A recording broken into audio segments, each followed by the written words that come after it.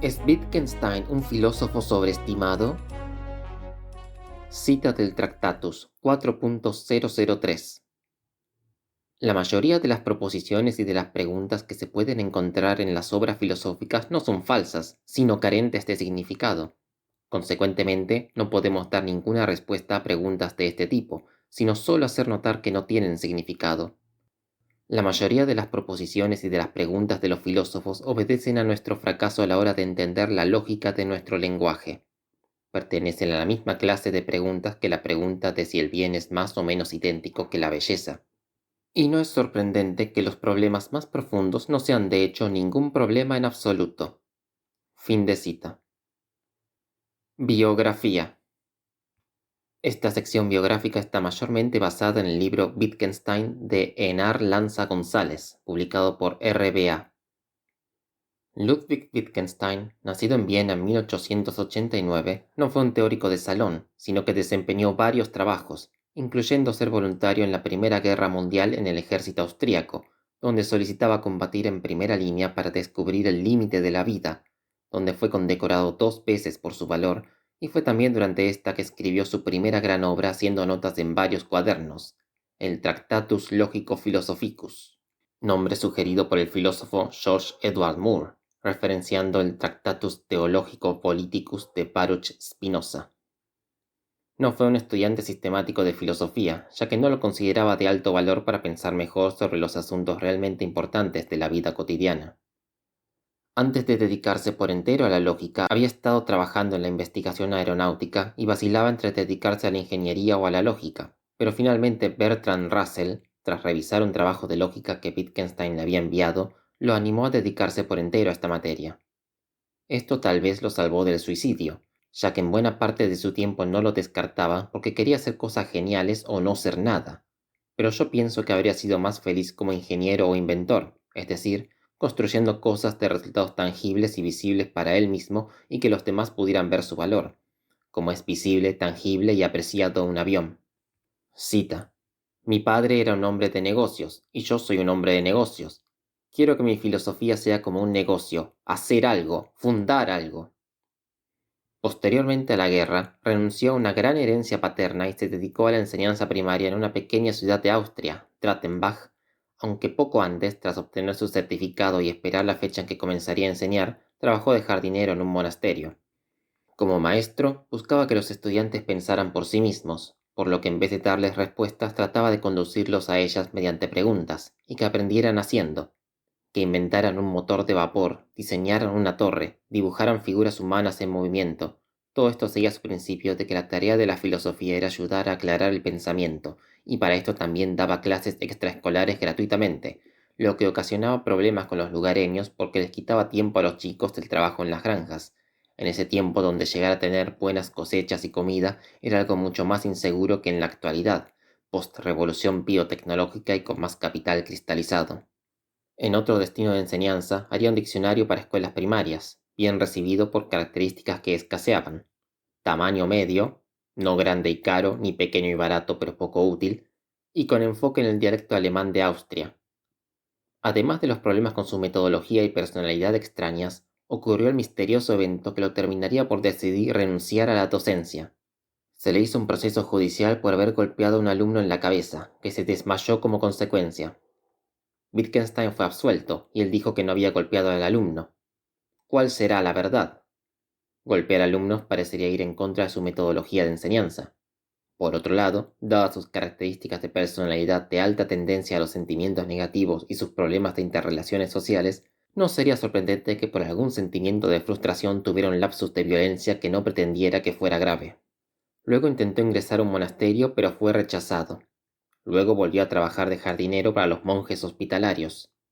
Durante este periodo moriría su madre, suceso a partir del cual Wittgenstein volvería a participar de los festejos navideños con el resto de la familia. También participó, modificando un poco los diseños de un amigo arquitecto, en la construcción de la casa de su hermana. Se convirtió en catedrático de filosofía de Cambridge en 1939, lo que facilitaría que luego le fuera dada la estatalidad británica. Durante casi un año de la Segunda Guerra Mundial se destacaría como técnico farmacéutico, ayudaría a los médicos a pensar mejor e inventó un aparato para medir mejor el pulso en base a la respiración. Una vez más, muestra que le habría ido mejor trabajando de ingeniero o inventor. Irónicamente, el tipo de influencia de Wittgenstein llevó a que ésta casi no se notara en la producción académica de este periodo, porque su influencia intelectual también hizo que sus alumnos se alejaran un poco de la enseñanza tradicional, a lo que sumó la hipótesis de que el carácter fragmentario del vienés, que podía saltar entre diversos temas, contribuía a que no se produjera algo específico o sistemático. La excepción fue Maurice O'Drury, quien publicó una colección de ensayos filosóficos y psicológicos, Los peligros de las palabras.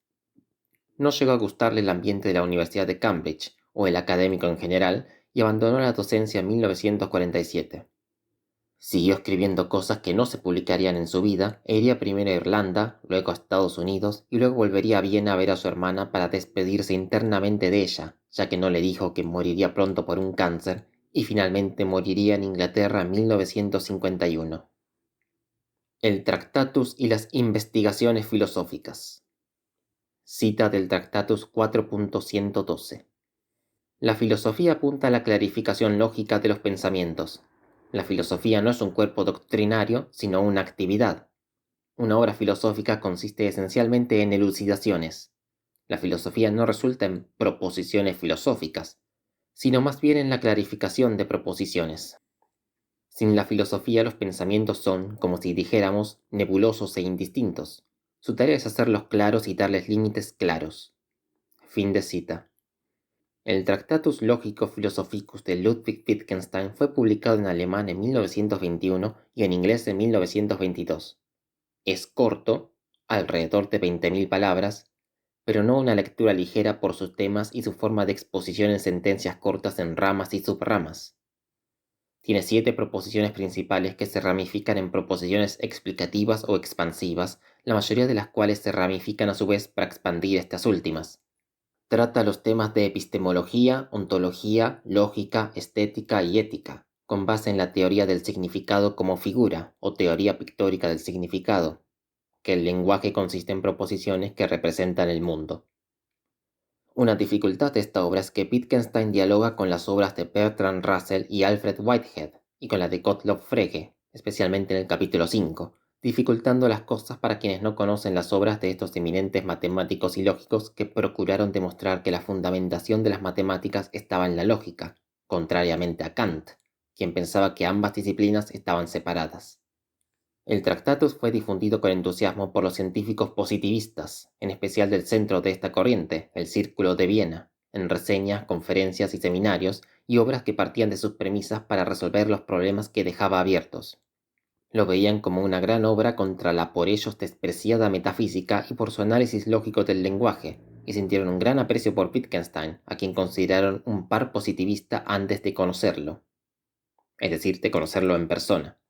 Sin embargo, cuando algunos miembros del Círculo de Viena lo conocieron en persona y tuvieron reuniones con él, vieron que en personalidad e intereses Wittgenstein era más bien el sujeto de las últimas proposiciones del Tractatus. A partir de la proposición 6.41, Wittgenstein deja mayormente las cuestiones de lógica profunda que había venido desarrollando y pasa a hablar de lo místico, la vida, la inmortalidad, el tiempo y otros temas que califica como aquellos de los que no se puede decir nada con sentido y que por ende hay que callar, y, sin embargo, él consideraba estos temas justamente como los más importantes, contrario al Círculo de Viena.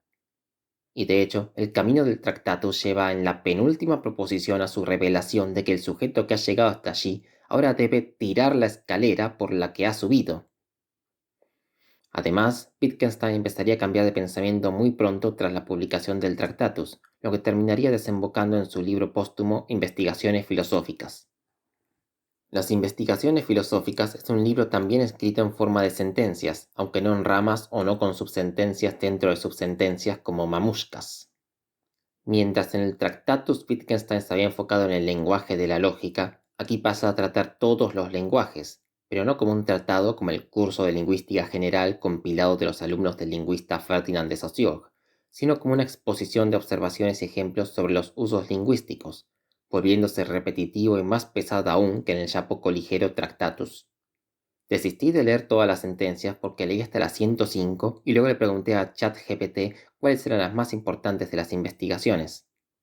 Todavía me dio un número demasiado grande como para que yo juzgara que valía el costo de oportunidad de emplear el tiempo en leer tantas, pero sí leí unas cuantas de esas. 1 a 105, 200 a 208, 239 a 264. Son todas las sentencias que leí, además de pasarle la vista por encima a varias más. Cita de la sentencia 39 de las investigaciones. Los problemas filosóficos aparecen cuando el lenguaje se va de fiesta. Fin de cita.